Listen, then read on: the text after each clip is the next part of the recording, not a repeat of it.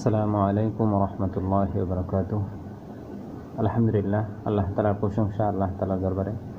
আল্লাহ তাআলা আমাদেরকে ইলমে ফিকহ মাসাইল হানাফি মাযহাবের মাসাইল অনুযায়ী কিতাবটি লেখা আল ফিকহুল মুয়াসসার।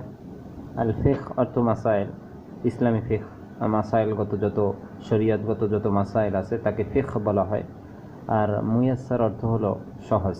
আল ফিকহুল মুয়াসসার অর্থ হলো সহজ ফিকহ। তো এই কিতাবটা অনেক সুন্দর।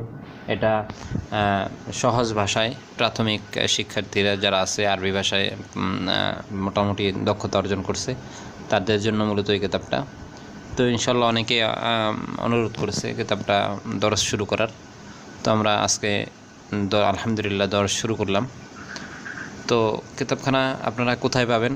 আমাদের এখানে দেখেন ওয়েবসাইটের নাম লেখা আছে almadina.com। এই almadina.com-এ আপনারা কিতাবখানাকে নাহবি বিন জামাত যেটা আছে সেখানে নাহবি বিন জামাতের মধ্যে আল ফিকহুল মুয়াসসারটা পাবেন। আমি অনেকগুলো কিতাব নামিয়েছিলাম আরবি থেকে দর্শটা দেওয়ার জন্য, কিন্তু কিতাবগুলো মিলে না। আমি 4-5টা কিতাবই নামিয়েছি, কিন্তু সেগুলো মিলে না। আমাদের মাদ্রাসায় যেটা পড়ানো হয় সেটার সাথে মিলে না। অনেক বিস্তারিত আলোচনা, অনেক বড় বড় কিতাব নামে, এই নামে অনেক বড় বড় কিতাবও আছে। তো এই কারণে আমরা ওখানে যেটা আছে আরবি বাংলা দুটোটাই আছে। আপনাদের কোনো অসুবিধা হলে আপনারা বাংলা থেকে সাহায্য নিতে পারবেন। তো সেখান থেকে আপনারা নামিয়ে নেবেন।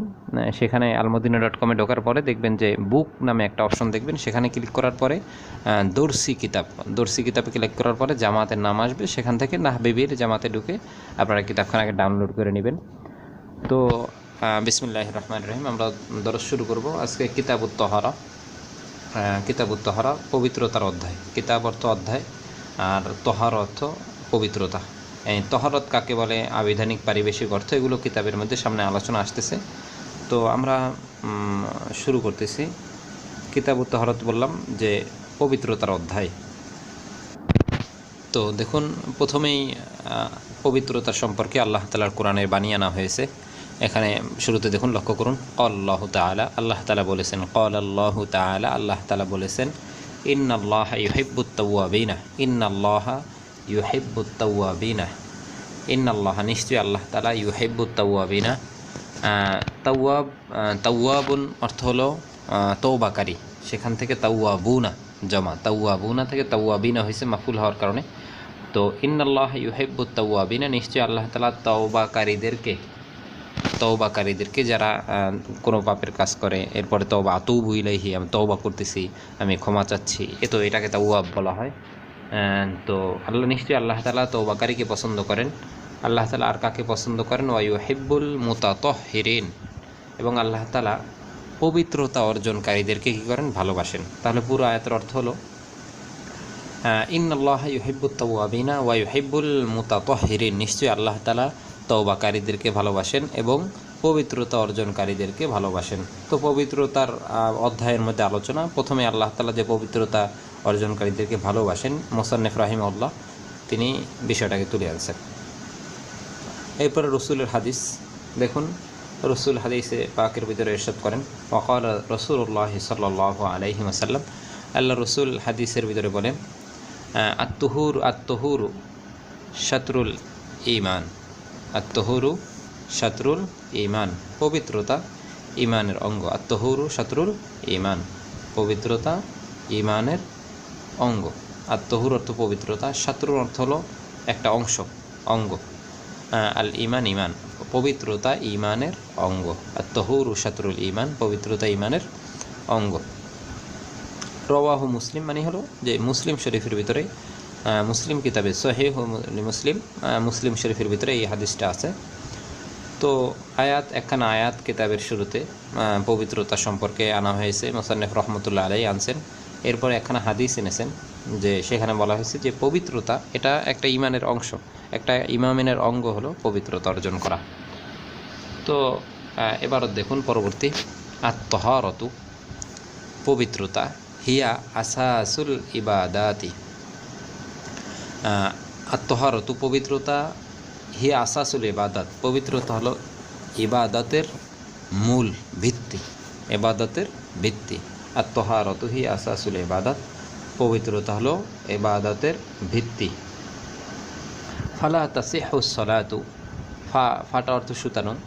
তো যেহেতু পবিত্রতাটা হলো এবাদতের মূল, এবাদতের মূল হলো পবিত্রতা, সুতরাং ফালা তাসিহু, সুতরাং সহি হবে না, অথবা ফালা তাসিহু, শুদ্ধ হবে না, আর সলাতু, সলাত, সলাত শুদ্ধ হবে না, নামাজ শুদ্ধ হবে না, ইল্লা বিত্তহারতি, পবিত্রতা ব্যতীত।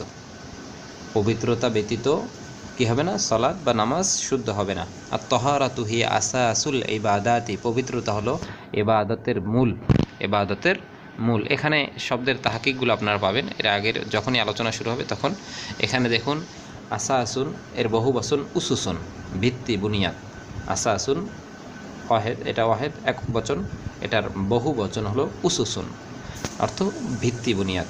তো বলতেছে যে আত্মহারাতু হি আসাসুল ইবাদাতি, পবিত্রতা হলো ইবাদতের মূল বা ভিত্তি। ফালা তাসিহু সলাতু, সুতরাং সলাত সহি হবে না, শুদ্ধ হবে না, ইল্লা বিত্তহারাতি, পবিত্রতা ব্যতীত, সুতরাং পবিত্রতা ব্যতীত সলাত শুদ্ধ হবে না। ক্বাল রাসূলুল্লাহ সাল্লাল্লাহু আলাইহি ওয়াসাল্লাম, আল্লাহ রসুল ইরশাদ করেন, আল্লাহ রসুল বলেছেন, মিফতাহুল জান্নাতি সলাতু, মিফতাহুল জান্নাতি as-সলাতু, মিফতাহুল জান্নাতি, জান্নাতের চাবি, মিফতাহুল জান্নাতি, জান্নাতের চাবি হলো as-সলাত, নামাজ। জান্নাতের চাবি হলো সলাত। ওয়া মিফতাহুস সলাতি, আর নামাজের চাবি হলো আত-তাহুরু, পবিত্রতা। নামাজের চাবি পবিত্রতা। এখানে দেখুন, এখানে পবিত্রতার কত গুরুত্ব সেটার ক্ষেত্রে এই হাদিসটা অনেক একটা মুখ্য বিষয়। দেখুন, বলা হচ্ছে যে নামাজ ছাড়া জান্নাতে যাওয়ার বিকল্প কিছু নেই। নামাজটা আপনার অন্য অন্য হাদিসের ভিতরে আছে যে জান্নাতটা তালাবদ্ধ আছে, কেউ জান্নাতে যেতে চাইলে তাহলে তার চাবি লাগবে। আর চাবি কি? রসুল হাদিসে পাকের মধ্যে বলতেছে যে মিফতাহুল জান্নাতি as-সালাত, সেই যে জান্নাত যে তালাবদ্ধ আছে সেখানে যাওয়ার জন্য চাবিটা হলো নামাজ। এখন দেখুন, তাহলে নামাজের গুরুত্বটা আমরা বুঝতে পারলাম। এর পরবর্তী যে অংশটা আছে হাদিসের, সেখানে বলতেছে যে আর এই যে নামাজের এত গুরুত্ব, নামাজেরও আর একটা চাবি আছে। নামাজ হলো জান্নাতের চাবি, আবার নামাজটারও একটা চাবি আছে, সেটা কি? মিফতাহুস সলাতি, নামাজের চাবি হলো আত-তাহুরু, পবিত্রতা। তাহলে নামাজ শুদ্ধ হওয়ার জন্য, নামাজটা সঠিক হওয়ার জন্য পবিত্রতা লাগবেই। এই হাদিস দ্বারা পবিত্রতার গুরুত্ব সবচাইতে বেশি বুঝে আসে, যেহেতু নামাজ সবচাইতে গুরুত্বপূর্ণ ইবাদত, আর এই নামাজের চাবি হলো আবার পবিত্রতা। তো গেল এতটুকু অংশ। এরপরে বলা হচ্ছে পবিত্রতার আবিধানিক, পারিভাষিক। আবিধানিক অর্থ হলো শব্দগত অর্থ কী, তহারত শব্দটার শব্দগত এই শব্দটার অর্থ কী, আর একটা হলো পারিভাষিক, শরীয়তের পরিভাষায়। পারিভাষিক মানে শরীয়তের পরিভাষায় তহারত কাকে বলে। এটার জন্য আরবিতে আবিধানিক মানে শব্দগত অর্থ, এটাকে বোঝানোর জন্য বলা হয় লোগা, ফিল লোগাতি। আর তহারত ফিল লোগাতি, শব্দগতভাবে তহারাতের অর্থ বা আবিধানিক অর্থে তহারাতের অর্থ হলো, আবিধানিকভাবে তহারাতের অর্থ হলো আন নাযাফাতু, আন নাযাফাতু, পরিচ্ছন্নতা। তাহলে বললাম এটা আসলে বুঝুন, আবার বুঝুন যে পবিত্রতার দুই রকমের অর্থ হবে। একটা হলো শব্দগত অর্থ বা ডিকশনারি যে নলেজের যে অর্থ আছে, এটার অর্থ আপনি ডিকশনারিতে খুঁজলে কী পাবেন? তো বলতেছে এটাকে বলা হয় লোগাতান। তহারতু ফিল লোগাতি, আবিধানিক অর্থে তহারত বলা হয় আর নাযাফা, পরিচ্ছন্নতাকে। এটাকে শব্দগত অর্থ বা তহারতের শব্দগত অর্থ হলো পরিচ্ছন্নতা। আর ওয়া তহারতু ফি শরঈ মানে আমাদের যে ইসলামী শরীয়ত আছে, শরীয়তের পরিভাষায় তহারত কাকে বলে?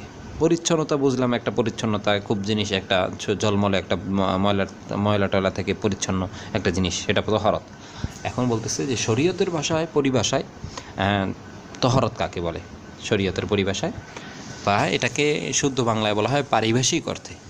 তো পারিভাষিক অর্থে তহারত বলা হয়, সেটা আবার দুই ভাগে বিভক্ত। দেখুন, তানকাসিমু ইলা কিসমাইনি, পারিভাষিকভাবে যে তহারত আছে, পবিত্রতা আছে, সেটা দুই ভাগে বিভক্ত। কয়ভাবে বিভক্ত? দুইভাবে বিভক্ত।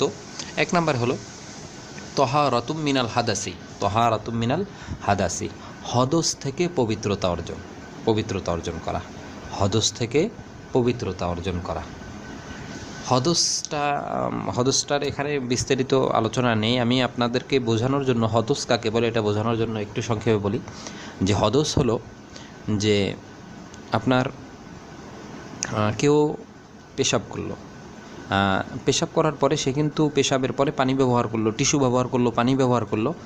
তো সে যেই স্থানটা দিয়ে পেশাব করলো সেই জায়গাটা সে পবিত্র করে ময়লা মানে পেশাবের সিটা ইত্যাদি থেকে পরিষ্কার করে সে আসলো। তো সেখানে তার আর কোনো পেশাবের সিটা নেই। অথবা একজনে বাথরুমে গেল, পায়খানা করলো, তো বাথরুমে যাওয়ার পরে সে টিস্যু ব্যবহার করলো, পানি ব্যবহার করলো, তারপর সে ওই স্থানটাকে পরিষ্কার করে তারপর আসলো। এখন আসার পরে সে অপবিত্র হয়েছে। অপবিত্র হয়েছে, এই যে অপবিত্রতা সেটা হলো যে হুকমান অপবিত্রতা। শরীয়ত বলছে যে তুমি পেশাব করছো অথবা তোমার বায়ু নির্গত হয়েছে অথবা তুমি পায়খানা করছো, তুমি অপবিত্র। এটাকে বলা হয় হদস। হদস মানে হুকমি, হুকমান মানে শরীয়ত বলছে আপনি অপবিত্র।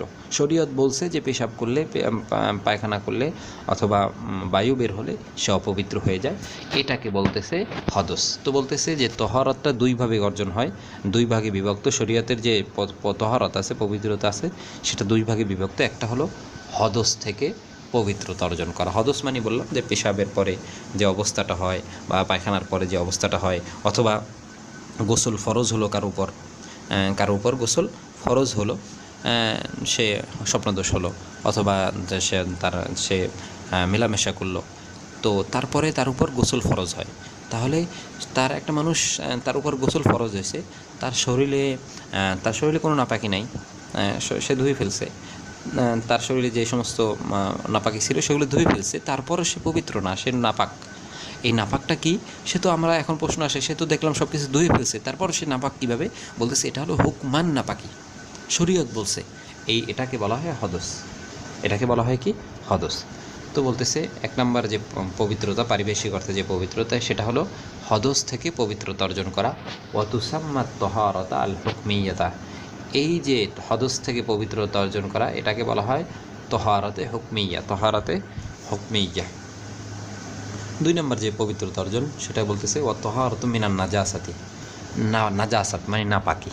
কারো জামায় পাখির বিষটা, পাখির পায়খানা লাগলো, অথবা কারো লঙ্গিতে পেশাবের সিটা লাগলো, তো এই যে পেশাবের সিটা যে লাগলো, পায়খানার একটা টুকরা লাগলো, এটা হলো নাপাক, নাজাসাত বলা হয়। এটা কি বলা হয়? নাজাসাত। কারো জামা নষ্ট হয়ে গেল, কারো পায়জামা অথবা প্যান্ট অথবা লঙ্গি নষ্ট হয়ে গেল, এই যে নষ্ট হয়ে গেল কি কোনো একটা আবর্জনার কারণে, কোনো একটা নাপাকি বস্তুর কারণে, এটাকে বলা হয় নাজাসাত। এই নাজাসাত থেকে পবিত্রতা অর্জন করাকে বলা হয় তহারাতু মিনান নাজাসাতি, নাপাকি থেকে পবিত্রতা অর্জন করা, নাপাকি থেকে পবিত্রতা অর্জন করা। অতুসাম্মা আত্মহারতাল হাকিকিয়াতা, অতুসাম্মা আত্মহারতাল হাকিকিয়াতা, এই ধরনের পবিত্রতা অর্জনকে বলা হয় তহরাতে হাকিকিয়া, তহরাতে হাকিকি বা বাস্তবিক তহরত, বাস্তবিক পবিত্রতা অর্জন করা। তো এতটুকু আলোচনা আপনারা কয়েকবার দেখেন, এরপরে সামনেরটুকু আবার আপনারা দেখবেন। এতটুকু 3 বার মিনিমাম, এক একটা দরস আপনার এক একটা পয়েন্টে গিয়ে আপনার 3 বার করে দেখবেন, তারপরে পরবর্তী অংশ আবার শুরু করবেন। তাহলে এর আগের আলোচনাটা আপনারা বুঝলেন যে অপবিত্রতা, একটা হলো অপবিত্রতা, শরীয়ত বলছে অপবিত্র, সে মানে শারীরিকভাবে কোনো অপবিত্রতা তার ভিতরে নেই, যে কোনো গায়ে কোনো ময়লা আবর্জনা অথবা নাপাকি লেগে নেই, তারপরও শরীয়ত তাকে বলছে যে সে নাপাক, সে অপবিত্র, সে কি? অপবিত্র। এটাকে বলা হয় হদস, সে অপবিত্র। তার উপর অজু ওয়াজিব হয়েছে, তার উপর গোসল ওয়াজিব হয়েছে, সে অপবিত্র। তো এটার থেকে পবিত্রতা অর্জন করাকে বলা হয় তহারাতু মিনাল হাদাস। আর একজনের হলো যে তার শরীরে কোনো বাচ্চা মায়ের কোলে পেশাব করে দিয়েছে, অথবা কেউ পেশাব করতে গিয়ে নিজের পেশাবের সিটা লাগছে, কোনো পাখি এসে পায়খানা করে দিছে গায়ে, এটাকে বলা হয় তহারাতুম। এইখান থেকে যদি পবিত্রতা অর্জন করে, এটাকে বলা হয় তহারাতুম মিনান নাজাসাতি, তহারাতুম মিনান নাজাসাতি। তো এরপর 2টা নাম বলছে, তহারাতুম মিনাল হদস, হদস থেকে পবিত্রতা অর্জন করাকে, এটাকে বলা হয় তহারাতাল হুকমিয়া, তহরাতে হুকমিয়া। আর যদি নাপাকি, যে সমস্ত নাপাকি শরীরে লেগে থাকে, এই সমস্ত নাপাকি থেকে যদি পবিত্রতা অর্জন করা হয়, এটাকে বলা হয় তহারাতে হাকিকিয়া, তহারাতে হাকিকিয়া। এরপরে আসেন, এখন এই যে 2 ধরনের অপবিত্রতা, একটা হলো শরীয়ত বলছে অপবিত্র, আর একটা হলো আমি দেখতেছি আমার গায়ে ময়লা লেগে আছে, নাপাকি লেগে আছে। এই দুই ধরনের অপবিত্রতা থেকে, নাপাকি থেকে কিভাবে পবিত্র হবে এটার আলোচনা এখন করতেছে। তো দেখুন, আম্মা তহারতু, আম্মা অর্থ আর, আম্মা অর্থ কি আর, আম্মা তহারতু মিনাল হাদেসি, হদস থেকে পবিত্রতা অর্জন করা যায়। পবিত্রতা অর্জন কিভাবে করা যায়? আম্মা তহারতু মিনাল হাদেসি, হদস থেকে পবিত্র অর্জন হয়।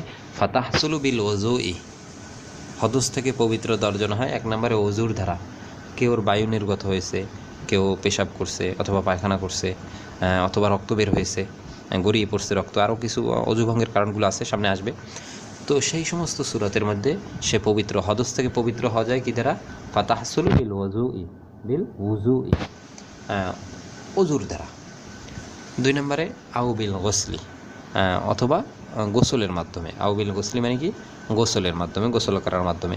এখানে একটা বিষয় আমি আপনাদেরকে বলে দিই, অনেকে জানে না, অনেকে গ্রাম দেশে অনেকে ভুলের ভিতরে থাকে। দেখা যায় একজনে গোসল করলো, গোসল করার পরে সে যখন নামাজ পড়তে আসবে তখন আবার সে আলাদা অজু করে। গোসল করলে সে পবিত্র হয়ে যায়। গোসল করলে কি হয়ে যায়? সে পবিত্র হয়। একটা মানুষ গোসল করছে, শরীরের সব জায়গাগুলো ধুয়ে ফেলছে, তো তার কি হয়ে গেছে? অজু হয়ে গেছে। তো বলতেছে যে হদস থেকে পবিত্রতা অর্জন হয় অজুর দ্বারা অথবা গোসলের দ্বারা। তাহলে কেউ গোসল করলে সে অজু আলাদা করে নাই, গোসল করছে, পুরো শরীর ধুইছে, তাহলে তার কি হয়ে গেছে? অজু হয়ে গেছে। এটা একটা অতিরিক্ত কথা বলে দিলাম। তো পবিত্রতা, হদস থেকে পবিত্রতা অর্জন হয় অজুর দ্বারা, গোসলের দ্বারা, গোসল করার মাধ্যমে, অজুর করার মাধ্যমে, অথবা আও, আও অর্থ কি? অথবা, আও বিল গোসলি, গোসলের মাধ্যমে, আও বিত তাইয়াম্মুমি, অথবা তাইয়াম্মুমের দ্বারাও কি হয়? পবিত্রতা অর্জন হয়। তবে এখানে একটা শর্ত আছে, কখন? সেটা ইদা তাআযযারা ইস্তেমালুল মাই, পানি ব্যবহারে অক্ষম হলে তাইয়াম্মুমের দ্বারাও কি হয়? পবিত্রতা অর্জন হয়। একজন মানুষ সে কী করছে? তার তার সে প্রচণ্ড জ্বর, ডাক্তার বলছে যে আপনি পানি শরীরে লাগাতেই পারবেন না, অথবা অন্য কোনো রোগ হলো, অনেক রোগই আছে, ডাক্তার বললো যে আপনার শরীরে পানি লাগানোই যাবে না। তো তখন সে পানি ব্যবহার অক্ষম, তখন সে তাইয়াম্মুম করে নেবে। তাইয়াম্মুম কীভাবে করতে হয় এটার আলোচনার সামনে আসবে। তো যে হদস থেকে শরীয়তান যে নাপাকিগুলো আছে, যে শরীয়তভাবে যে অপবিত্রতা আছে, শরীয়ত বলছে আপনি অপবিত্র, সেই সমস্ত অপবিত্রতা থেকে 3 ধরনের, 3টা পদ্ধতির মাধ্যমে পবিত্র হওয়া যায়।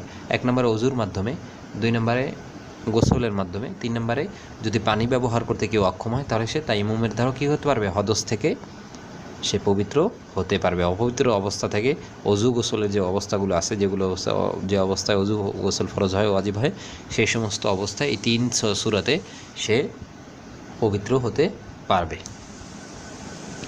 এবার আসেন 2 নম্বর যে অপবিত্রতা, নাপাকি লাগছে। ওয়াম্মা তহারাতু মিনান নাজাসাতি, নাপাকি থেকে পবিত্রতা অর্জন করা যায় কি দ্বারা? ফাতাহসুলু বিইজালাতিন নাজাসাতি, নাপাকিকে দূর করার মাধ্যমে পবিত্রতা অর্জন হয়।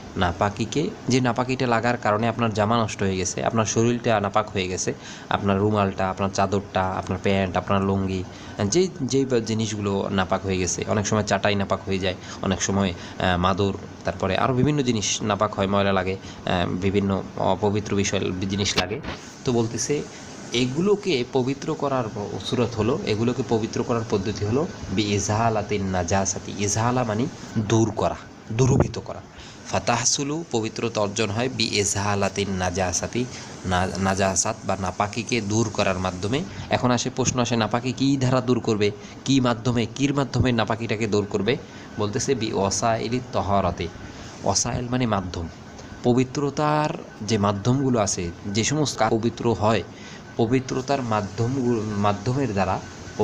মাধ্যমগুলোর দ্বারা নাপাকিকে দূর করার মাধ্যমে নাপাকি থেকে কি হয়? পবিত্রতা অর্জন হয়। আবার দেখুন, আম্মা তহারাতু মিনান নাজাসাতি, নাপাকি থেকে পবিত্রতা অর্জন হয়। ফাতাহসুলু বিইজালাতিন নাজাসাতি বিওয়াসাইলিত তহারাতি, পবিত্রতার মাধ্যমগুলোর দ্বারা নাপাকিকে দূর করার মাধ্যমে নাপাকি থেকে কি হয়? পবিত্রতা অর্জন হয়।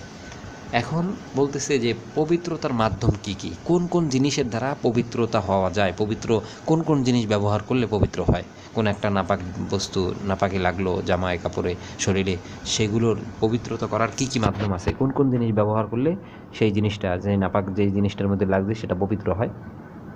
এই মিনটা বয়ান করবে কি কি জিনিস আছে পবিত্রতার মাধ্যম।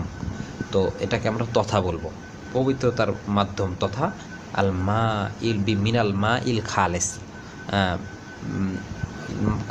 খাঁটি পানি, নিরেট পানি যেটা আছে, নিরেট পানির দ্বারা কি হয়, নিরেট পানি সেটা হলো পবিত্রতার মাধ্যম। 2 নম্বরে তুরাবিত তহের, তুরাবিত তহের মানে হলো পবিত্র মাটি, পবিত্র মাটির দ্বারাও কি হয়, পবিত্রতা নাপাকি থেকে পবিত্রতা অর্জন হয়। আবিল হাজারি অথবা পাথরের দ্বারা, কী দ্বারা, আবিল হাজারি মানে পাথরের দ্বারা। আবিদ দাবগি, দাবগি মানে পরিশোধনের মাধ্যমে, পরিশোধন মানে ওই যে প্রক্রিয়া করায় চামড়াগুলোকে, সেগুলোকে বিভিন্ন মেডিসিন দিয়ে দাবাগত বলা হয় এটাকে, বাংলায় বলা হয় পরিশোধন, উর্দুতে বলা হয় দাবাগত। তো দাবাগতের মাধ্যমে তো বলতেছে যে